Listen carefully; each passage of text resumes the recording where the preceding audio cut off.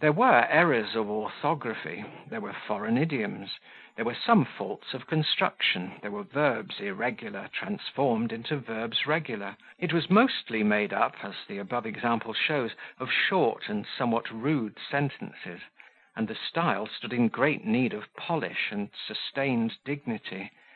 Yet, such as it was, I had hitherto seen nothing like it in the course of my professorial experience.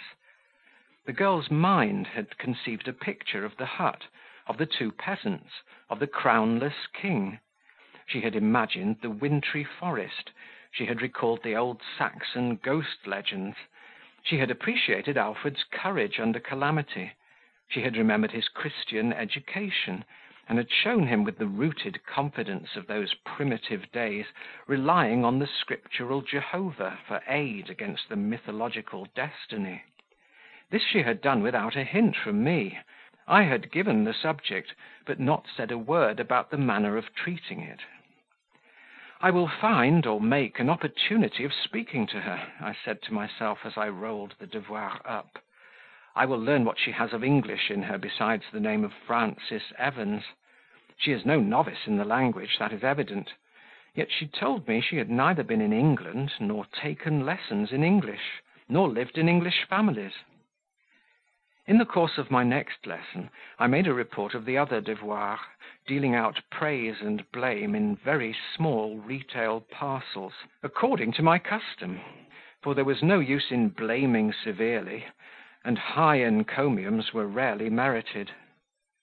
I said nothing of Mademoiselle Henri's exercise, and, spectacles on nose, I endeavoured to decipher in her countenance her sentiments at the omission. I wanted to find out whether in her existed a consciousness of her own talents. If she thinks she did a clever thing in composing that devoir, she will now look mortified, thought I. Grave as usual, almost sombre, was her face. As usual, her eyes were fastened on the cahier open before her. There was something, I thought, of expectation in her attitude, as I concluded a brief review of the last devoir, and when, casting it from me and rubbing my hands, I bade them take their grammars, some slight change did pass over her air and mien, as though she now relinquished a faint prospect of pleasant excitement. She had been waiting for something to be discussed in which she had a degree of interest. The discussion was not to come on, so expectation sank back, shrunk and sad. But attention, promptly filling up the void, repaired in a moment the transient collapse of feature. Still, I felt, rather than saw, during the whole course of the lesson, that a hope had been wrenched from her, and that if she did not show distress, it was because she would not. At 4 o'clock, when the bell rang and the room was in immediate tumult, instead of taking my hat and starting from the estrade, I sat still for a moment. I looked at Frances. She was putting her books into her cabas. Having fastened the button, she raised her head. Encountering my eye, she made a quiet, respectful obeisance, as bidding good afternoon, and was turning to depart. "Come here," said I, lifting my finger at the same time. She hesitated. She could not hear the words amidst the uproar now pervading both schoolrooms. I repeated the sign. She approached. Again she paused within half a yard of the estrade, and looked shy, and still doubtful whether she had mistaken my meaning. "Step up," I said, speaking with decision. It is the only way of dealing with diffident, easily embarrassed characters, and with some slight manual aid I presently got her placed just where I wanted her to be, that is, between my desk and the window, where she was screened from the rush of the second division, and where no one could sneak behind her to listen. "Take a seat," I said, placing a tabouret, and I made her sit down.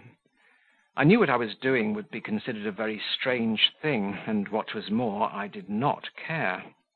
Frances knew it also, and I fear, by an appearance of agitation and trembling, that she cared much.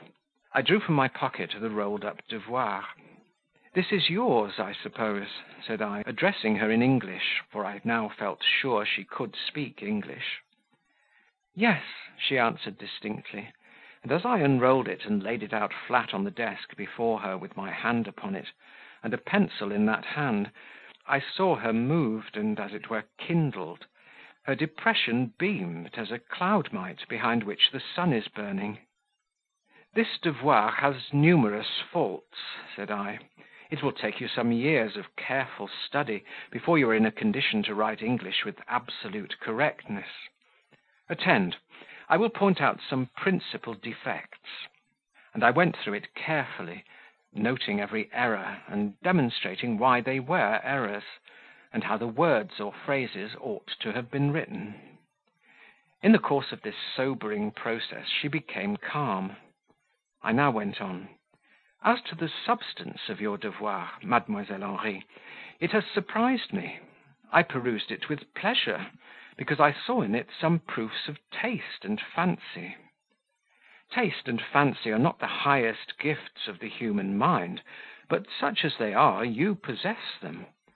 Not probably in a paramount degree, but in a degree beyond what the majority can boast. You may then take courage, cultivate the faculties that God and nature have bestowed on you, and do not fear in any crisis of suffering, under any pressure of injustice, to derive free and full consolation from the consciousness of their strength and rarity." Strength and rarity, I repeated to myself. Ay, the words are probably true, for on looking up, I saw the sun had dissevered its screening cloud. Her countenance was transfigured, a smile shone in her eyes, a smile almost triumphant. It seemed to say, "I am glad that you have been forced to discover so much of my nature.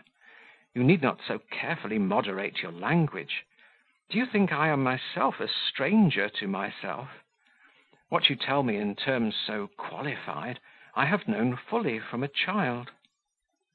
She did say this as plainly as a frank and flashing glance could, but in a moment the glow of her complexion, the radiance of her aspect, had subsided. If strongly conscious of her talents, she was equally conscious of her harassing defects, and the remembrance of these, obliterated for a single second, now reviving with sudden force, at once subdued the two vivid characters in which her sense of her powers had been expressed. So quick was the revulsion of feeling, I had not time to check her triumph by reproof. Ere I could contract my brows to a frown, she had become serious and almost mournful looking. "Thank you, sir," said she, rising. There was gratitude both in her voice and in the look with which she accompanied it. It was time indeed for our conference to terminate, for when I glanced around, behold all the boarders, the day scholars had departed, were congregated within a yard or two of my desk, and stood staring with eyes and mouths wide open.